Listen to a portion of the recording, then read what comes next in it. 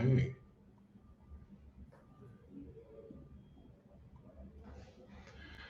Okay. Good afternoon. Welcome to the PDX Tug, also known as the Portland Tableau User Group. My name is Chris Williams. I'm going to be your MC today. I want to thank you all for joining. We have a lot planned for you. We have a really special guest, and I can't wait to get in front of you. So we're going to go through our generic intro, just introducing ourselves, introducing the leadership team. Also know that if you want to be a part of the leadership team, all you have to do is ask, drop us a line. We're all easy to reach. But I really want to set the table for Larissa Williams in her presentation on the Oregon Summer Hazard Dashboard Report. She has done some wonderful things, and I can't wait for her to show what she's done so that we can all learn and all see what's happening over there. And then at the end, we'll have plenty of time for Q&A and some networking. So feel free to understand that as well. As I mentioned to you, my name is, the PDX Tug is going to be once a month, the first Thursday of the month. Thursdays at 1 p.m. Pacific. We will be doing virtual for the most part, and then we will also be mixing in some in-person times as well. I believe the next one on August 3rd potentially is going to be an in-person talk. So I'll let everybody explain themselves. So this is the leadership team. We have Ryan, you have myself as Chris Williams, Danny Steinmetz is also on the call. Why don't you go ahead and introduce yourselves as far as people who are here. Danny, go for it. Yeah, happily. I've been helping out with the PDX Tug, I believe, since around 2019. I worked in the data and analytics sphere for just over 5 years now, and pretty much all of that time has been spent diving sometimes too deep into Tableau and making it an Emily who, on top of working together on the Tug, we work together professionally as well. She knows that I get myself into trouble a lot for doing things with Tableau that Tableau has absolutely no business doing. So if you do need any help breaking Tableau, I'm happy to be your guy, but we're both going to regret it in the end. Emily Miley. Yeah, that's quite an intro to follow up. Hi, everybody. My name is Emily Miley. I work with Danny at Interworks and I'm an analytics consultant. I've been helping out with the Tug for less than a year, so I'm still relatively new, but very excited to be here. With Keith and I, we're mostly in charge of the in-person events, so if you have any questions about it or suggestions or interested in having some event or have a place you'd like for us to host it, feel free to reach out on LinkedIn. I'm totally open to suggestions, and also my email is first name, last name @Interworks. So feel free to let us know and give us feedback, but my background's more in the visualization side of things and sort of best practices. And so Danny's absolutely right. And he's being very modest. He's actually very good at calculations and the complicated logic that goes into Tableau. And I'm always happy to help out with visualization questions or sort of best practices there. So that's kind of my background. But yeah, happy to be here. And then Keith, please introduce yourself to the masses. Hi, everybody. I'm Keith. I'm a BI analyst at Portland State University, and I just joined the PDX Tug leadership group last month. So welcome, everyone. And I'll hand the floor back to Chris. Yeah, and I'll just tell you a little bit about myself real quick. I've been in analytics for about 26 years. I've been doing Tableau for 10 of those. Recently, I've been living on the server side a lot, so I'm that dude behind the scenes trying to make sure your dashboard's running appropriately on the server. If you need anything whatsoever, please feel free to ask me. And that's that. So I want to introduce you to some links here. So we have a Tableau user group page. That page is up to date. We keep that pretty current, especially since we're running events monthly. So between this user group page on the Tableau site, we also have the Portland community page. If you have any ideas for Tableau content, whether you want to just talk about it in the group or just in general, please take advantage of the PDX Tableau user group at gmail.com. That email address, feel free to email us in confidence if you want to keep it on the down low, or if you just want to be let people know what you're doing. This is a great thing. And since we're recording this event, all of these events will also be on the YouTube. So we do have a YouTube channel. And so that would be something that if you missed something, or someone, you have a topic that you wanted to listen to but couldn't get to, we will have those recordings for you. One other thing, we do have a LinkedIn page. I'll make sure I add that link to this slide going forward. We do have a Portland Tableau user group LinkedIn page. I do post events and post notices on that in LinkedIn, on that area. So please feel free to join that group. We're using all methods of social media to keep everything in place. Okay, so I am so excited to have Larissa Williams here. I'm not going to really get into what she's going to talk about, but I just know that she works with Shannon and they both are wonderful. I've seen some of this. I'm so excited to have her present. So without further ado, I want to share the screen for Larissa and let her present. All right, thank you, Chris. Let me just get the screen sharing set up.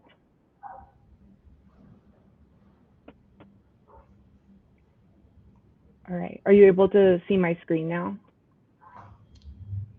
All right, it looks like you can. Perfect, starting the slides.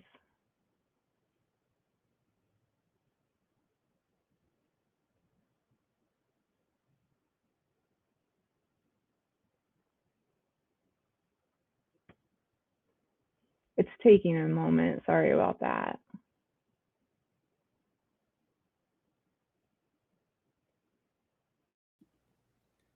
Okay, it's not.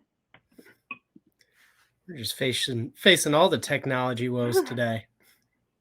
Yeah, I think it's sharing. I'm sharing the wrong screen, so let me fix that real quick.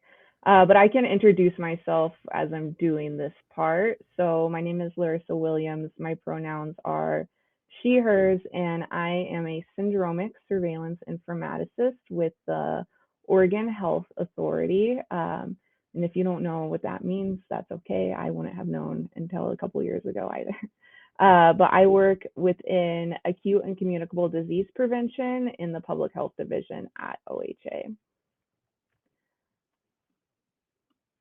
Okay. And one thing that I want to do before I go into some information about my the dashboard that I'm going to be showing you is give a little bit of an overview of how I became a Tableau developer, because that's something that has been really helpful for me whenever I've attended these types of user groups, is seeing the career path that different people have. I don't know if you all have imposter syndrome sometimes, but occasionally I do feel like I don't belong in the design world or in the world of Tableau.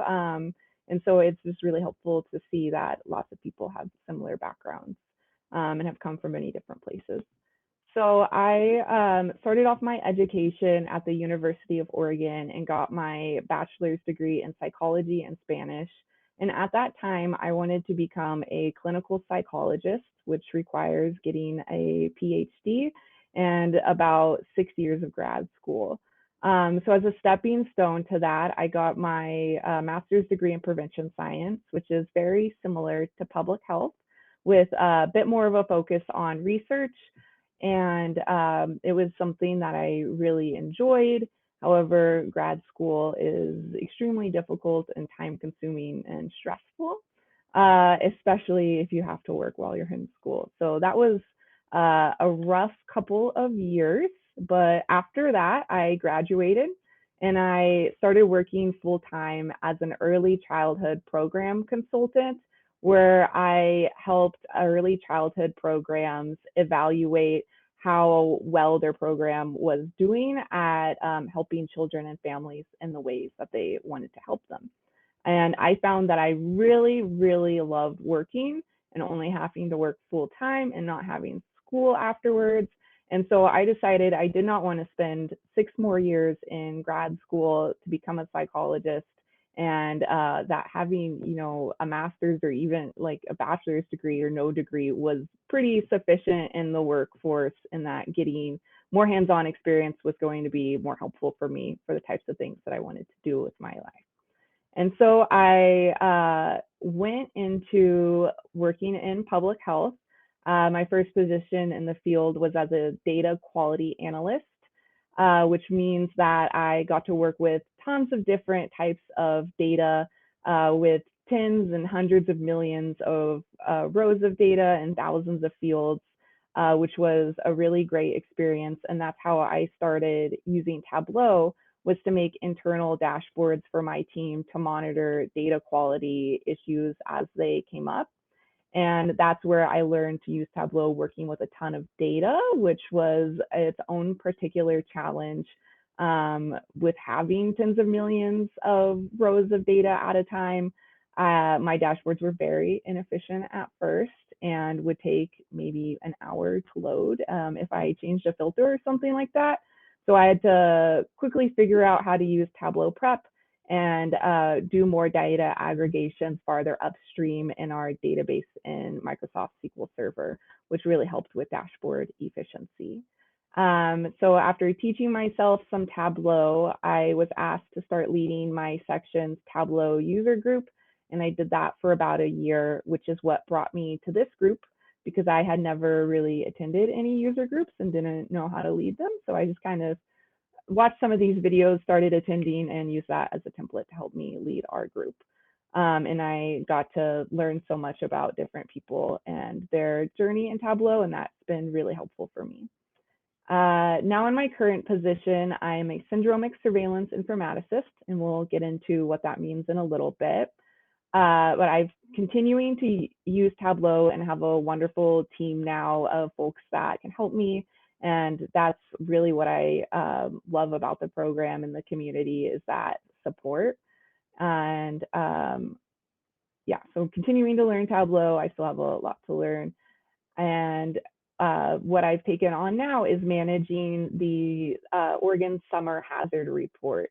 And y'all might be wondering, what is a summer hazard? And so I'm going to have you take a guess using this program Slido. So you can either take out your phone and scan this QR code, or join at slido.com and put in the code for this, which is 3580010. And you can take as many guesses as you want. And as people enter what they think syndromic surveillance, oh, sorry, I might have said what a summer hazard is, but this is for what syndromic surveillance is for this specific question. We'll guess on summer hazards later. But as people guess, then it'll create a word cloud and we can just kind of see what folks think.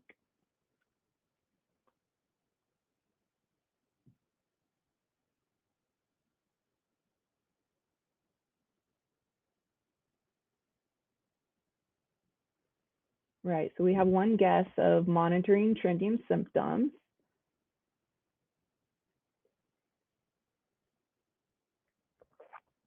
Monitoring reported symptoms patterns.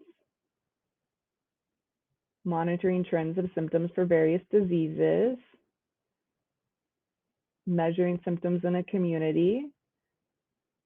Monitoring specific symptoms for a disease. Keeping watch of emerging health issues. These are all pretty good. I'll just give folks a few more seconds and then I'll give you the answer. Monitoring reports of disease symptoms.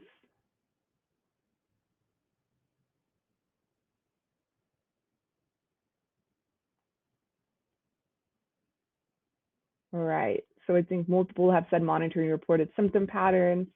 I'm going to go on. Thank you all for making those guesses. They're all pretty close. So technically, syndromic surveillance is monitoring what is happening in emergency departments and urgent care clinics. That's what we do here at the state and help manage monitoring systems for local public health authorities to use as well. And so this helps us monitor events as they're happening during public health emergencies, such as natural disasters, fires, pandemics, and so forth. And so the emergency departments and urgent care clinics send us data, which allows us to create visuals such as in Tableau and other programs to be able to monitor what is happening in real time. And it's, like I said, used by public health personnel, but also by the hospital systems that send us the data for them to be able to monitor what's happening in their emergency departments and urgent care clinics. So now we're going to do another Slido. It should be the same code. So if you still have that page up, it should switch to the question, what are examples of a summer hazard? So again, just take your best guess what could be or cause health problems in the summer.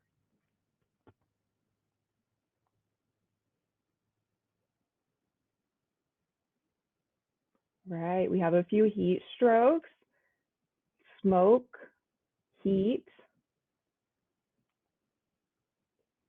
mosquitoes, that's a good one, sun exposure, mold, yeah.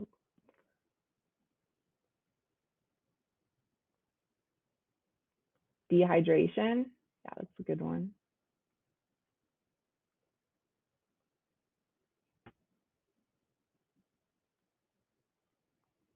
Algae blooms, yeah, we see a lot of that in Oregon especially. Snake bites,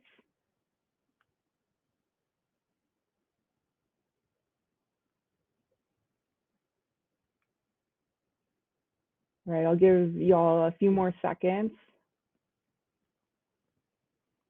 Firework injuries, yep, that's another good one. Sunburn,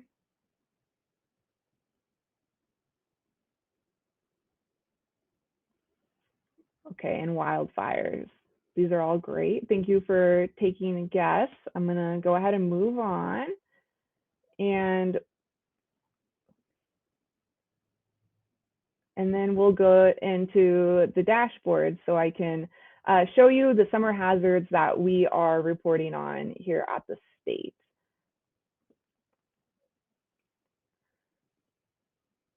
So this is Oregon's summer hazard dashboard that was released just this year.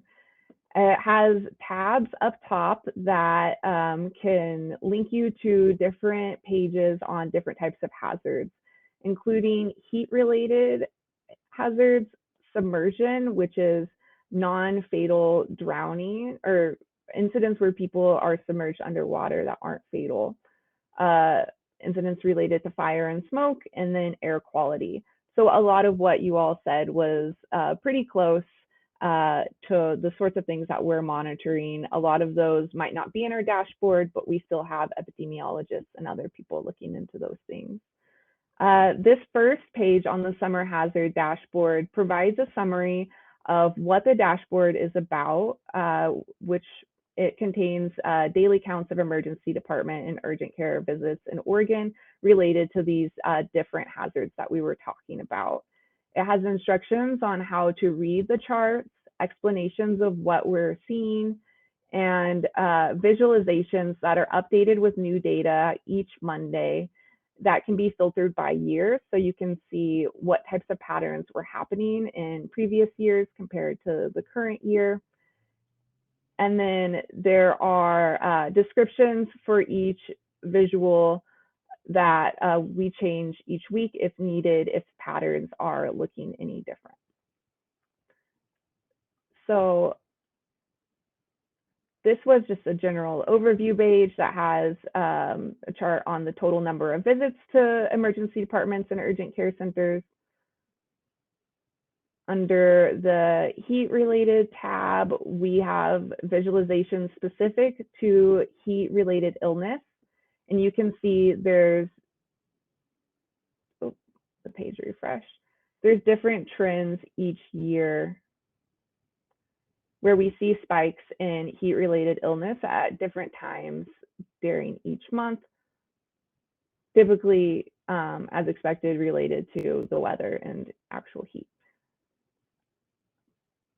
All right, it's just having trouble loading, but I think we're here. So you can see we had a spike up to 30 visits in May, on May 15th. We go to 2020, the spikes are on different times. And this just helps epidemiologists monitor these events and also helps the public get an understanding of the sorts of hazards that might be going on around the state. Again, we have descriptions on the side that describe what sort of data is behind these visualizations. So for heat-related illness, it looks at various fields that are sent to us that describe the different syndromes and symptoms that people in the emergency department are experiencing. So for heat, it might look for words like heat, sunstroke, hyperthermia, and different medical codes that are used to describe those things. For submersion, the layout is similar. There's explanations of the query. It's looking for words like drown and underwater. And then it has a description of the types of things that can lead to submersion-related visits and preventative reminders, like it's important to learn how to swim, learn CPR, and never swim alone. And again, you can modify the charts by the date. The smoke and air quality pages follow the same format. That way it's easy for users to be able to look at the data and figure out what's going on from page to page. This is the page on air quality, which also leads to ways to actually look at what the air quality index was and compare those different graphs if you want to separately. And then the last tab has information about what this dashboard is, what our syndromic surveillance program at Oregon Health Authority does, why it matters, what seasonal hazards are, things like that. And then at the bottom, we have maps of all of the different facilities that are sending us data. It's broken up by county. And so you can see the different counties in Oregon, the number of facilities that they have reporting to us. And you can see there's a large cluster here in this I-5 corridor where there's more densely populated areas, and which we have a map of the Portland metro area to help us zoom in on that. The red crosses represent emergency departments within hospitals, all of which in Oregon are sending us data. And then the blue circles represent urgent care centers, which not all in the state are sending us data, but we're working on getting more of them onboarded. And then you can use filters to be able to look at only one type of facility. You can also look at where we're not getting data reported because there's no emergency departments in Sherman County, Gillum County, or Wheeler County. And so there's a lack of knowledge of what's going on there, and folks usually have to travel to other counties to receive emergency care. And then you can also filter by county itself. And then at the bottom of each of the pages is a button to contact us. So if you have any questions or comments, feel free to reach out. And then an option to download the data. And this leads us away from our Tableau public page to OHA's external Tableau server where folks can download the data. I think I have it nope. Might take a moment to load, but the reason why we do that is to be able to better protect the data that's underlying our dashboards because protecting patient privacy is extremely important to us in public health. Okay, it's not wanting to load. Maybe give it another moment.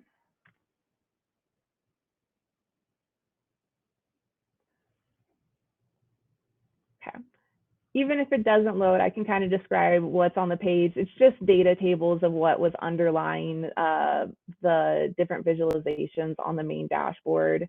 And it has instructions on how to download them. You can download each table separately, either as a CSV file or an Excel file. But we'll just skip that and go back to the slides.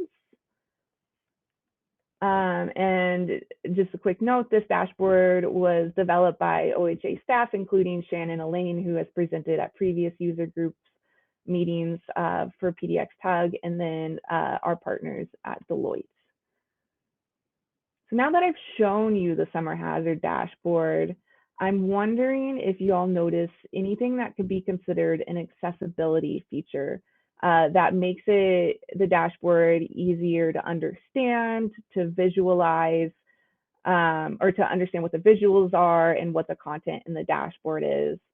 So if you all want to do another Slido, take some guesses at what could be considered accessible, and it'll probably be more simple things than you would think.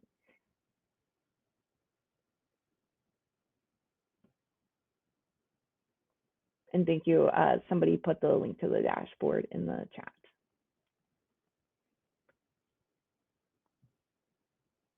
So we have descriptive titles.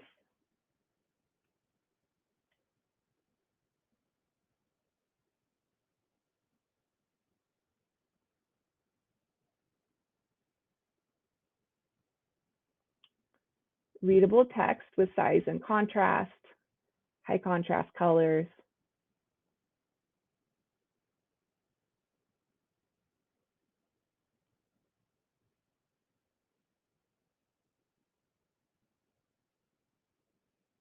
How to read section, reading level, downloadable data. Instructions on how to read and interpret the charts.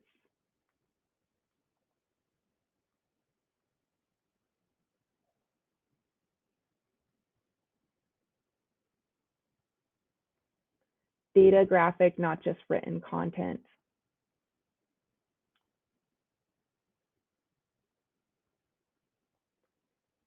A contact option. Shapes and colors. Yeah, these are all great. They're spot on. I'll give about 15 more seconds.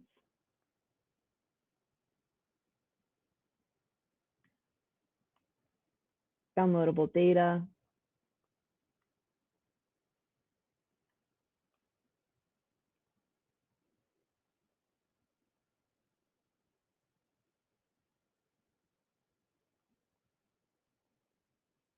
Descriptive tooltips, consistency between views.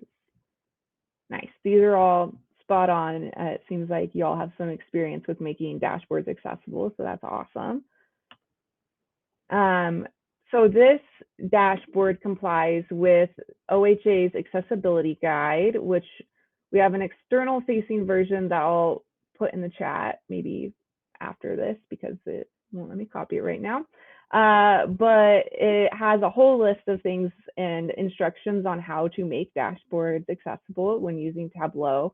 So some examples of what we're required to do with our external facing dashboards that the summer hazard report includes is that it's descriptive in its links. So it says what the link is going to, which is really helpful for people that use screen readers. There's descriptive titles, and the headings have key takeaways of what you're seeing in the visualizations. It also uses plain language and language that is at a grade level that is accessible to most people. There's alt text for images, which is also helpful with screen readers. Mobile layout, which is something I appreciate just as an everyday citizen. I never look at things on my actual desktop computer, and I get some pretty funky layouts whenever I try to look at some dashboards on my phone. So that's something that I appreciate. And then also the text contrast ratio is to a point to where it's easily visible to people and accessible to people with visual impairments and color blindness. So I'll put that link in the chat in a moment, but just one more plug. We have a quick sneak peek of our winter hazard report, which we are going to release at the start of the winter season, and it's going to be adapted from this PDF report, which is similar to the summer hazard report. It used to just be a static PDF that we would have to create and disseminate each week or month. And using Tableau has made it so much easier and more accessible to lots of people. So it's going to include really similar things. Heat-related illness, it'll have cold-related illness. It has, instead of submersion visits, it's things like falling and slipping on ice and stuff like that. So be on the lookout for that. We'll have it published on our website, and that'll be all pretty similar to what we're doing with summer hazards. And then, oops, I stopped sharing, but that's okay. The last slide here is just my email address. So if you have any questions or suggestions for me, feel free to email me. Oops, okay, ended the presentation. But I'll put that email in the chat as well, open to any suggestions or comments. And yeah, thank you all so much.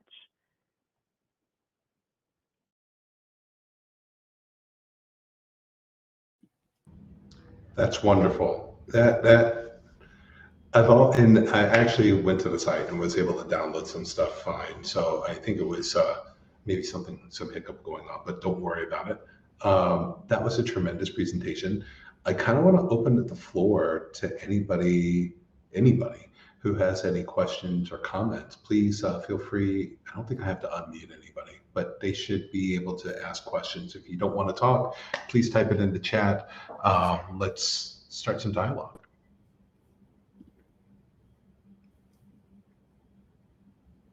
Anyone?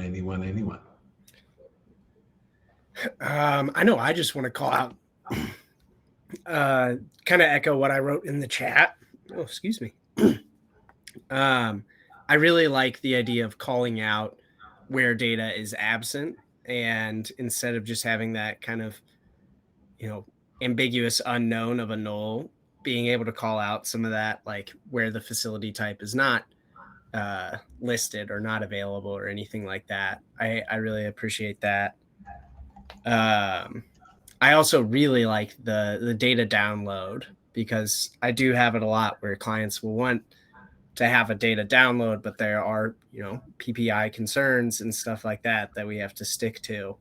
So I like this idea of kind of giving them a bit more of a chance, not only to filter down what they're viewing, so it's a smaller download, and to give them some more control over what they're downloading, but also to have some safeties in place around that. Mm-hmm. Yeah, and one of the things that came in the chat, Chelsea said, if you asked, great presentation, obviously she stated that, but she was wondering if you use multiple years in the view to evaluate trend, so to see if things are improving year over year.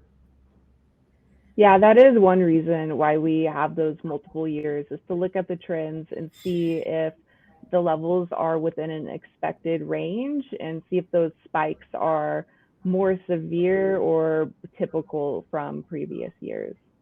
Mm-hmm. That's a great question. So I have another question actually myself. Do you find yourself working with other states to broadcast or share your data to compare what may be working and what may not be working across the states, whether it be on the Western seaboard, or do you work with any other states and share data or collaborate? Yeah, so we have a national syndromic surveillance program through the CDC, which all states send data to, and that allows us to look at trends across states and to compare data to national averages and things like that.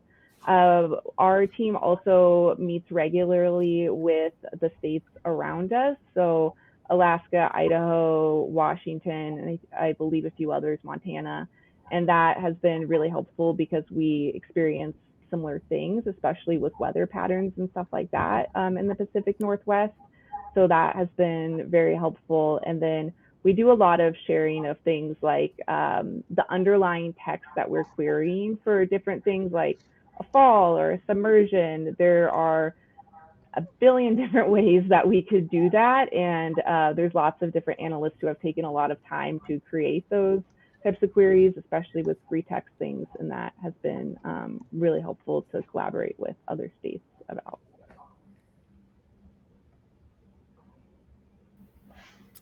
I have a question, Larissa.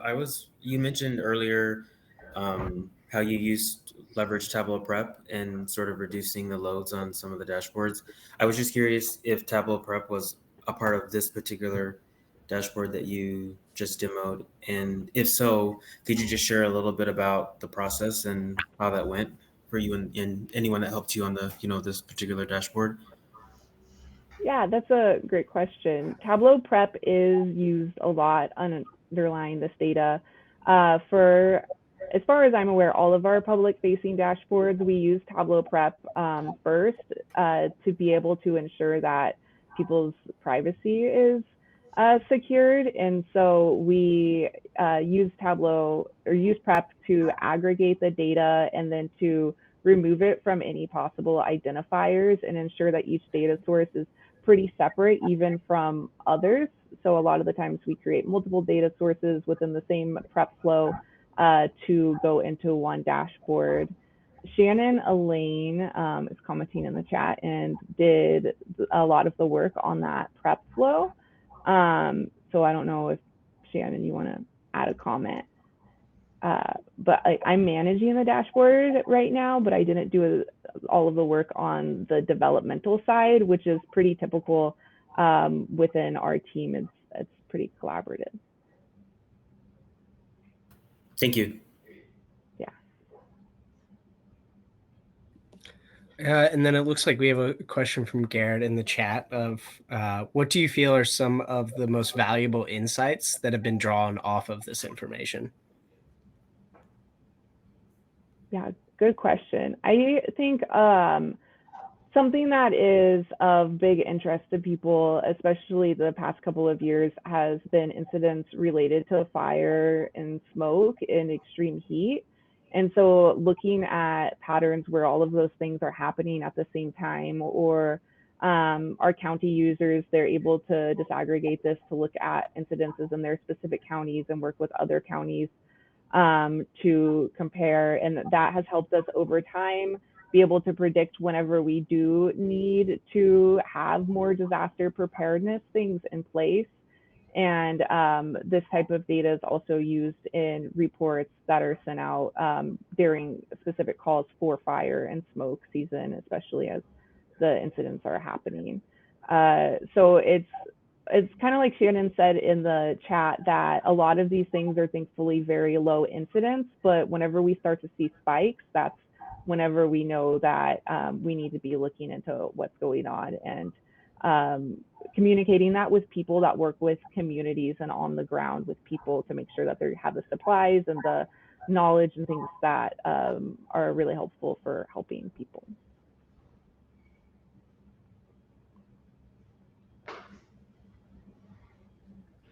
I have just some thoughts too. I really want to echo what Michaela Cox put in the chat a while ago. You know, I think one of the trickiest things about making accessible design that I've struggled with certainly, and you did a really wonderful job with this dashboard, is editing, right? And actually trying to figure out like what's a really fun feature that we can have, but maybe distracts from the point. And I think that a lot of times, at least when I first started getting into like really thinking about accessibility for dashboards, I didn't realize that like the number one thing that you can do is really just edit and simplify and make the message as clear as possible. And like that's one of the kind of top things that can often, you know, make dashboards harder to understand. So I really liked that you made the dashboard really simple, and that you included instructions for like how to read a dashboard, like certainly working with public facing data or just any instance where people can access that dashboard, like maximizing as much communication as developers that don't talk to the users all the time, giving them that kind of like, here's this introduction, I think is really great. Yeah, that's a really good point. I also I at first overlooked those things, and even when I updating this dashboard every week, sometimes I feel silly of just putting in heat-related visits have maintained steady over the past couple of months, but it is important, since I have an understanding of that data, to ensure that others understand what's happening as well. And I know I would be hesitant to believe in my ability to understand things that I don't work with directly. So yeah, it is great that the simplest things are usually really helpful for accessibility. And it looks like, oh, go ahead. Oh, I was just going to say, the question in the chat from Michaela is, how do you address coverage, as in not all facilities sending their data? That's a great question, because for this specific type of data, the syndromic data, sites aren't legally required to send it to us like they are with other types of data, especially around communicable diseases. And so since this is completely voluntary, we don't put any undue pressure onto sites. Most of the hospitals that we have onboarded are pretty large, and so they have funds to be able to support paying to send us this data, which is really great. And then they're able to access tools from our syndromic surveillance system to use their own data. But for the smaller sites, especially urgent care centers in rural areas where they might not be connected to a larger business, we're trying to explore ways to apply for grants to get them funding to be able to start sending us this data. That way they don't have that undue burden. And then also they'll have access to tools that they'll like to use. And we've also started reaching out and asking, like, what are the sorts of things that we could build for you? Could we build you dashboards or things like that in return for sending us these things?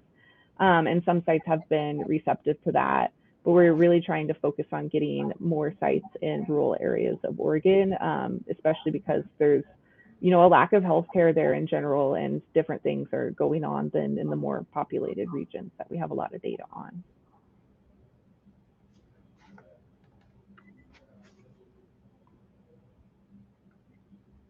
Okay. Do we have any more questions from anybody? Well, the one thing I will just say, Larissa, this is fantastic work. It's when I'm dealing with accessibility in dashboards, I've not actually done that. So I learned a lot about how you have applied that. It makes me want to go back and take a look at some of my dashboards and account for it. Because when I was doing 509 type stuff back in the day in the government, it's along those same lines. If you're dealing with, if you have a bunch of colors and people can't see them, how are they going to differentiate what's what? So these are the types of reminders that, we just need to be able to make sure that everybody can understand what you're producing.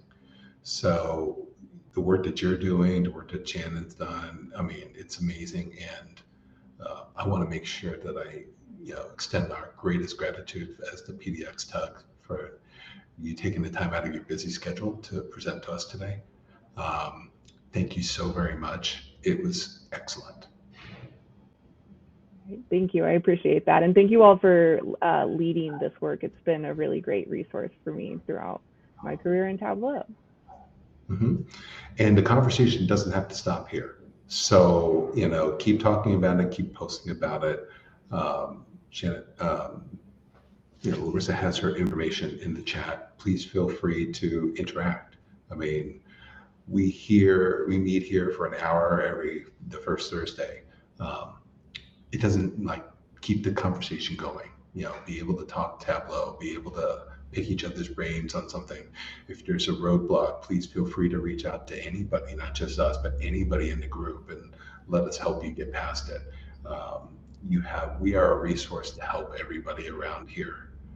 Everybody can help each other. So please don't ever forget that. We don't want anybody ever stuck with a work problem when it comes to Tableau. Somewhere down the line, someone has probably been in your shoes, so you're not alone. Okay? So on that note, I believe our next meeting will be in person on the 3rd of August. Is that true? That's I know. the plan. Yeah. Well, stay tuned for details. We will be posting them on the site as well. I will be posting them also in the LinkedIn chat or LinkedIn group. So keep in mind, August 3rd, first Thursday of every month, 1 p.m. We may actually do it later if it's going to be in person. I'm thinking Yeah. it'd be like a 4 to 6 type of thing. Yeah, we'll probably do it around 5 just to give folks, especially with like the summer traffic in Portland that has magically started happening around 3. We'll give folks some time to get there. And I just want to reemphasize, like, if anybody has any thoughts about where they want it to be or just like feedback, I know in the past we've done some sort of like light Tableau doctor sessions where we talk to people about their, the things that they're experiencing or issues and try to recreate the issue in Superstore and see if we can help people out. If there's like some topic that you're really interested in, like we would really love to hear from you all, either on like LinkedIn or email, all that good stuff. So feel free to reach out. Right. And this is exactly why we're here. This is a community. So we help each other. So I learned every time I look at something. So I do want to have a quick shout out, Michaela. This is her first time at the PDX Tug. So welcome. This is the kind of fun and party that we have. I'm so excited to have you here. Please come back, tell your friends. And on that note, we're going to give you some time back to your day. Thank you so very much for taking the time to be with us today. And thank you, Larissa, for presenting. Wonderful. Welcome anytime. All right. Have a great afternoon. And thank you and take care. Bye, everybody.